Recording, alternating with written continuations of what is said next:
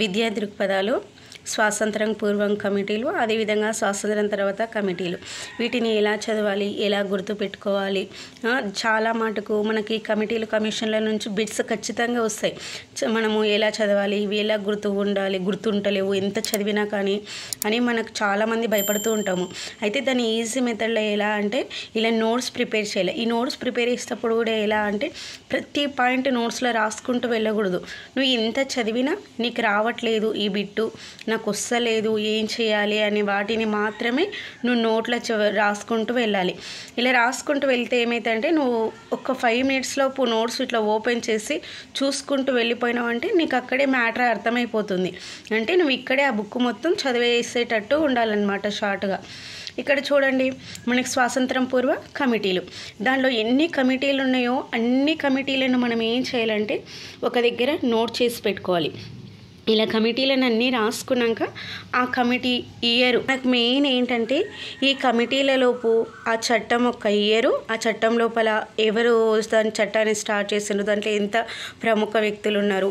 ఇప్పుడు ఇక్కడ ఉంది మనకు చార్టర్డ్ చట్టం 1813 ఎగ్జాంపుల్ చూసుకుంటే దీంట్లోని మనకు చార్లెస్ గ్రాంట్ అనేట ఆయన వచ్చింది. ఇయరు 1767లో మనకు ఎవరుంటారు, ఒక సైనికాధికారి వస్తాడు కదా, ఆ సైనికాధికారి పేరేంటి, అతను ఏ మతానికి అంటే ఏ మత ప్రచారం కోసం వచ్చిండు మన ఇండియాకు, ఎవరు అతనికి హెల్ప్ చేసిండు, ఇలాంటి చిన్న మెయిన్ పాయింట్స్ను నోట్ చేసుకోవాలి. అదేవిధంగా మనకున్న కీవర్డ్స్ను ఉంటాయి కదా, ఆ కీ పాయింట్స్ను మనము 1కి 2 సార్లు చదివితే మనకు ఆటోమేటిక్గా బ్రెయిన్లో ఫిక్స్ అయిపోతుంది. ఇట్లా నేమ్స్ వచ్చినాయి కూడా మనం నోట్ చేసి పెట్టుకోవాలన్నమాట. ఇలా మనకు చట్టము, ఆ చట్టం లోపల మనకేమి ఉంటుంది ఇలా రాసి పెట్టుకోవాలి. అదేవిధంగా ఇయర్ కూడా మెన్షన్ చేసుకోవాలి. మనకి ఇక్కడే ఏంటంటే రాసుకుంటాం కదా, అన్నీ రాసుకున్నాక మనకి ఏది ఇంపార్టెంట్ ఎక్కువ అనేది మనం చదివేటప్పుడు మనకు సజెషన్ చేస్తుంటారు సార్ వాళ్ళు కూడా. ఏదైనా మీరు ఈ యాప్ని పర్చేస్ చేసుకొని ప్రిపేర్ అవుతుంటే ఆ సార్ వాళ్ళు కూడా చెప్తుంటారు మనకి చాలా ఇంపార్టెంటో అది చాలా ఇంపార్టెంటో అని. మనకు కూడా ఎక్కువ బిట్స్ ఏ టాపిక్ల నుంచి వస్తున్నాయో చూసి ఆ టాపిక్ని మనం అక్కడే వెరీ ఇంపార్టెంటో అంటే దీని మీద మనం ఎక్కువ ఫోకస్ చేయాలి, దీన్ని ఇంకా బాగా చదవాలి అనేది గుర్తుపెట్టుకోవాలి. నోట్స్ ఓపెన్ చేసినప్పుడు ఎవరికో అర్థం కావాల్సిన అవసరం లేదు. ఈ నోట్స్ నీకు అర్థం అవుతుందా అంతే, ఎనఫ్. వేరే వాళ్ళ గురించి అవసరం లేదు. నువ్వు ఇలా నోట్స్ చూసినామని పాయింట్ ఇది ఏంది, దీనికి ఎవరు సంబంధికులు, దాంట్లో ఏం పాయింట్స్ ఉన్నది నీకు అర్థమైతే చాలు. పక్కల వాళ్ళకి అర్థం కావాల్సిన అవసరం లేదు. నీ టైం నీకు ఇంపార్టెంట్ కాబట్టి నీ టైం నువ్వు చూసుకొని మనం ఎంత ప్రిపేర్ అవుతున్నాం, తక్కువ టైంలో ఎంత సబ్జెక్ట్ నేర్చుకుంటున్నాం అనేది గుర్తుంచుకొని మనం ప్రిపరేషన్ నోట్స్ కూడా అదే విధంగా ఉండాలన్నమాట. ఇక్కడ చూడండి, మనం మైకేలే ఎగ్జాంపుల్ తీసుకుంటే దీనికి విలియం బెంటింగ్ లార్డ్, ఇది మనం ప్రిపేర్ అయిన వాళ్ళకు తెలుస్తుంది కీ పాయింట్స్ ఏంది అనేది. ఇప్పుడు 1835 ఫిబ్రవరి 2 ఈ డేట్ ఏంది, దీనికి సంబంధించింది ఆంగ్ల విద్య స్టార్ట్ అన్నాము అంటే ఈ సంవత్సరం ఈ మెకాలే ప్రతిపాదనలోపు ఆంగ్ల విద్యను స్టార్ట్ చేసిండనమాట.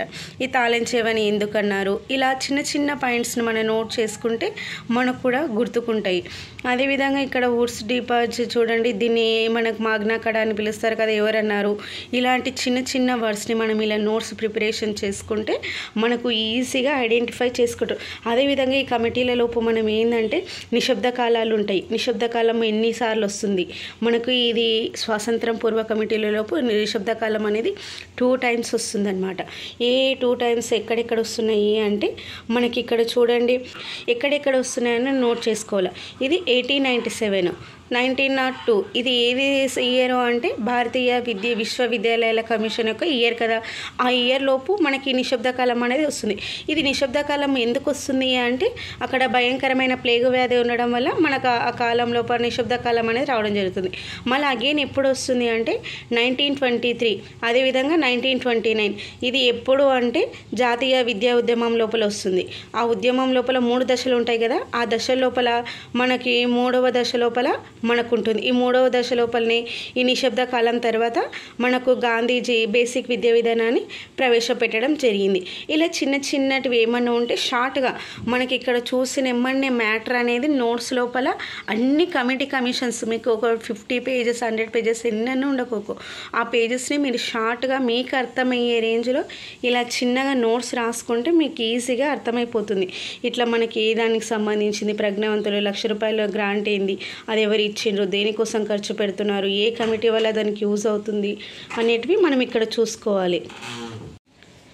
నెక్స్ట్ స్వాతంత్రానంతర వివిధ కమిటీలు కమిషన్లు చూసుకుంటే మనకు ఫస్ట్ ఏ కమిషన్ వచ్చింది, లాస్ట్కి ఏ కమిషన్ ఉంది, అంటే స్వాతంత్రానికి తర్వాత ఏ కమిషన్ వచ్చింది, స్వాతంత్రానికి చివరిగా లాస్ట్ పూర్వము చివరిది ఏంది, ఇట్లా మనకు అడిగే ఛాయిసెస్ ఉంటాయి కాబట్టి అవి కూడా చూసుకోవాలి. ఇప్పుడు స్వాతంత్ర అనంతరం ఫస్ట్ కమిషన్ ఏది అంటే మనకు డాక్టర్ సర్వేపల్లి రాధాకృష్ణన్ కమిషన్. దీనికి ఇంకొక పేరు ఏంటంటే విశ్వవిద్యాలయాల కమిషను అని ఇలా చెప్పుకోవడం జరుగుతుంది. అదేవిధంగా స్వాతంత్రం పూర్వము చివరి కమిషన్ ఏమిటి, ఇలా కూడా క్వశ్చన్స్ వస్తుంటాయి కాబట్టి వాటిని కూడా ఒకసారి గుర్తుంచుకోవాలి. మనకి కమిషన్ యొక్క ఇయర్ ఇవి చాలా మస్ట్. మనకు జతపరచుని టైపులలో కూడా వీటిని అడుగుతుంటారు. దీనికి సరైనది ఏంది, దీంట్లో సరికానిది ఏంది అని కమిషన్ ఇచ్చి ఇయర్ ఇచ్చి దీంట్లో రాంగ్ ఉన్నది ఐడెంటిఫై చేయమని చెప్తుంటారు. జతపరచుని టైపులలో ఇయర్ ఇస్తారు, ఇయర్ ఇచ్చి కమిషన్స్ అన్నీ పక్కకి ఇచ్చి వాటిని అరేంజ్ చేయమని చెప్తుంటారు. లేకపోతే రాంగ్ ఉన్నదని ఐడెంటిఫై చేయమని చెప్తూ ఉంటారు. అలాంటి వాటిని మనకి ఇయర్స్ అనేటివి ఖచ్చితంగా ఉంటాయి. డేట్ మెన్షన్ చేస్తుంటారు, ఒక్కొక్క దానికి ఇయర్ మెన్షన్ చేస్తుంటారు, మంత్ మెన్షన్ చేస్తుంటారు. ఇవి కూడా చూసుకోవాలన్నమాట. మనకి దాంట్లో ఏవేవి ఇంపార్టెంటో మళ్ళీ ఇవన్నీ చూసుకున్నాక దాంట్లో ఏమేమి వస్తున్నాయని కీ పాయింట్స్ లాగా రాసి పెట్టుకోవాలన్నమాట.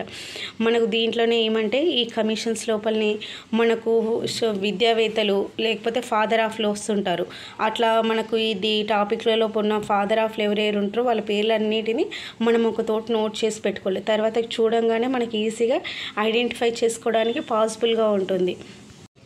ఈ విధంగా ప్రిపేర్ అయితే మనకు ఏవి కన్ఫ్యూజ్ కాకుండా స్వాతంత్రం పూర్వ కమిటీలు కమిషన్లు ఇబ్బంది పడకుండా మనం ప్రిపేర్ కావడానికి వీలవుతుంది. మీకు వీటి గురించి డీటెయిల్గా కావాలంటే మన ఛానల్లో ఆల్రెడీ మనం పెట్టేసినాము స్వాతంత్రం పూర్వ కమిటీలు, స్వాతంత్రం అనంతర కమిటీలు అని. ఇలా కమిటీలు దాని పక్కకి ఇయర్ని కూడా మనం మెన్షన్ చేసి పెట్టడం జరిగింది.